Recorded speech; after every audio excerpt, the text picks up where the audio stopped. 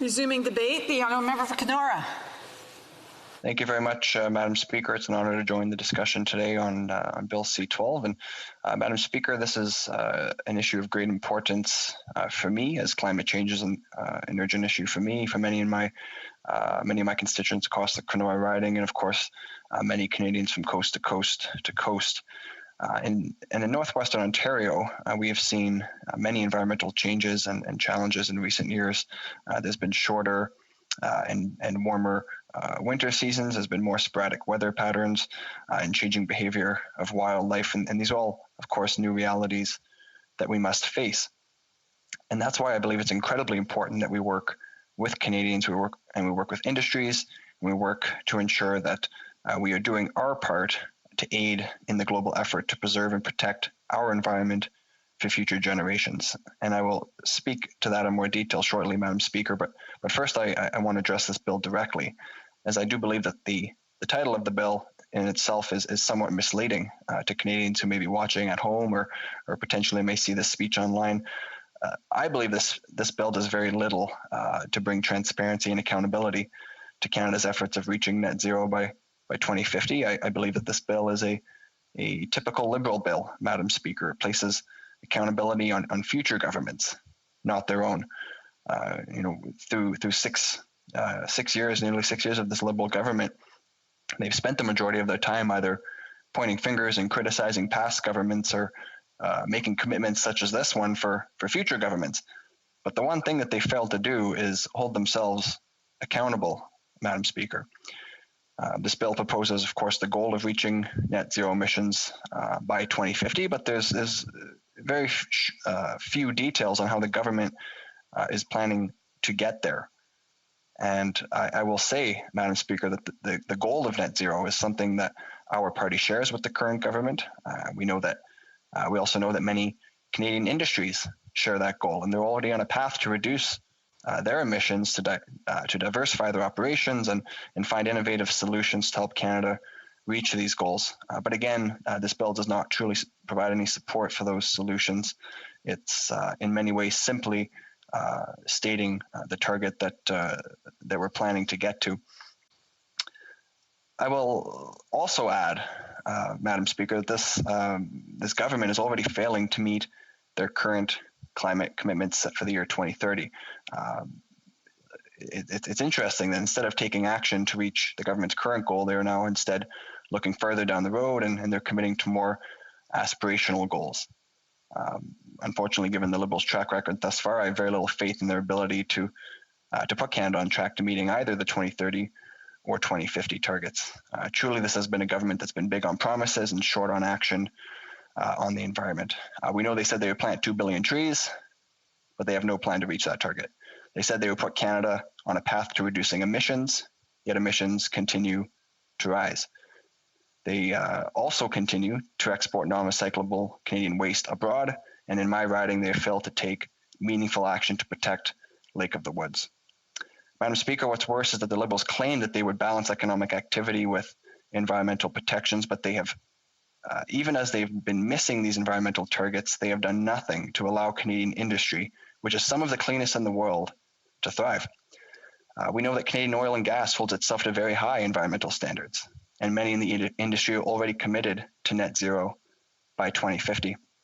Madam Speaker, last year I had the opportunity to visit Fort McMurray, Alberta. I was joined by the member from Parry Sound, Muskoka, and others, and I toured Suncor, and I learned about the great work they're doing to supply clean and sustainable energy to the world and ensure that the environmental impacts of this are as minimal as possible.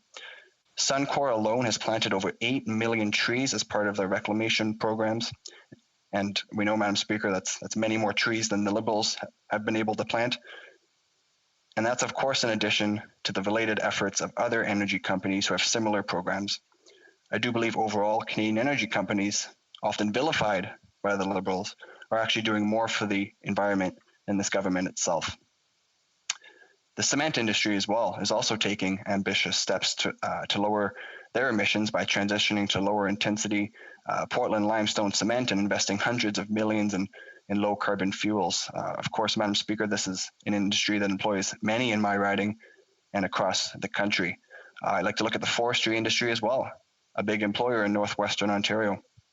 They're taking a leadership role in helping Canada reach its low carbon goals.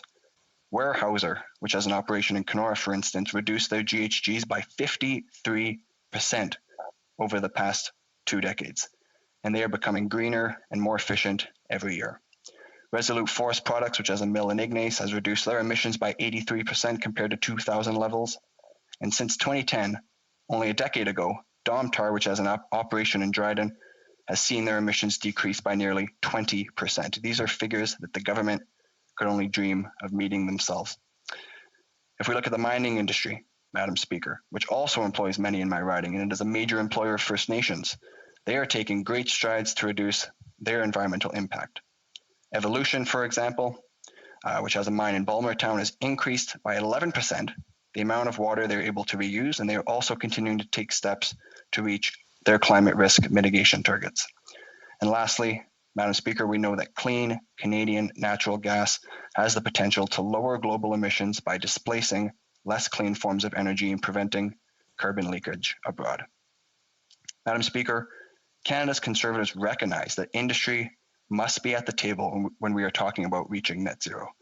We can lean on their expertise to help us reach our climate goals while supplying the world with sustainable, ethically harvested natural resources. And that is why it is so incredibly disappointing that the Liberals continue to take their cues from activists that are determined to destroy our industries instead of recognizing their environmental leadership.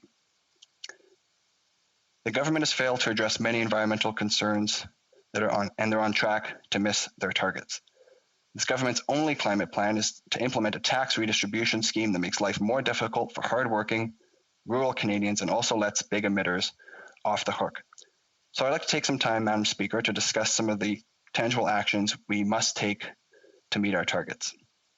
Primarily, we must incentivize and invest in innovative technologies to reduce emissions.